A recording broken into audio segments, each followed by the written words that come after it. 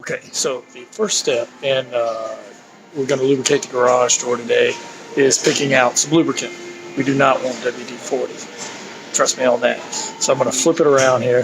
Okay, so we got a lot of choices. I would not use WD-40 to lubricate the garage door. What you really want is like a Teflon or silicone.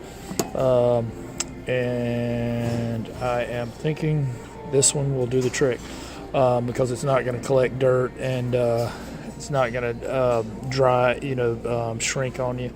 So this would be my favorite, 518. There's another one that's garage door. What is that one made out of? Let's see, that's 3-in-1. Let's see what the active ingredient is. I don't know. I'm going to go with a blaster because that is Teflon. That's one of my favorite lubricants, and you just do not want to use WD-40. You want to make sure that you also have the little straw attachment so you can get it into all the little hinges and onto the springs instead of just spraying it like a shotgun.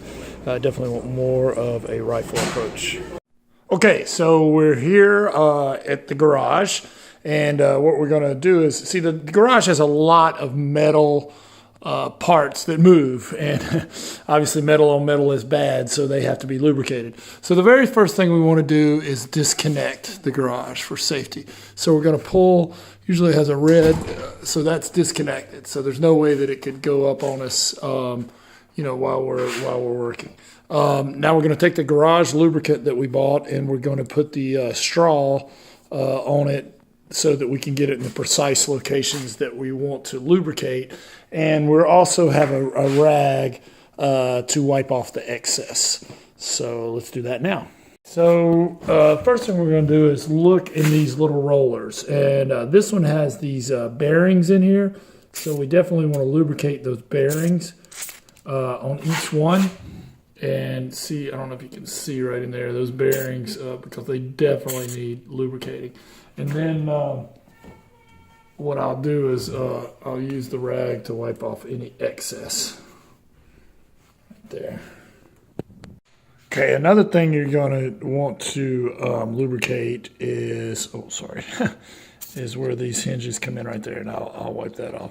You do not want to lubricate the inside of the track. You do want to clean it off, but primarily you want to lubricate where those bearings are and where these things will fold and collapse. Oh, whoops, sorry, hold on one second. It's hard to do this and film at the same time. There.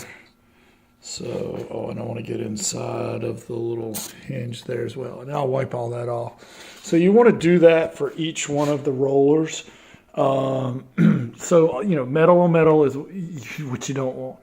Another thing that you want to do, I'm going to have to get the ladder, but you actually want to take the straw and you want to lubricate across the spring. That's the resistance spring, because they rub up against each other. And that causes a lot of tension over time. I actually had one snap at another house. And we also want to get up there where the steel wire winds up. We want to lubricate in that hinge. And again, we're using primarily silicone based. Do not use WD-40. Silicone based lubricant. And after we lubricate all of this, the spring, we're going to attach the door back, and I guarantee you we won't hear that noise anymore. So that's how you lubricate a garage door. Oh, I almost forgot. We need to, same thing with the middle hinges as well, where it folds and collapses. I want to get inside. Hold on one second. Inside there. There's a lot of pressure. And again, I'll get my rag here and clean up the excess, and I'm going to go to the other side. But again, everywhere that there's a bend or movement, we are going to lubricate that so that we don't have those strange and craggy noises and eventually failure if we don't lubricate it. This has been Preston Sandler with Home Inspection Carolina. If you have any other questions, please go to homeinspectioncarolina.com or askthecharlottehomeinspector.com. Thanks a lot.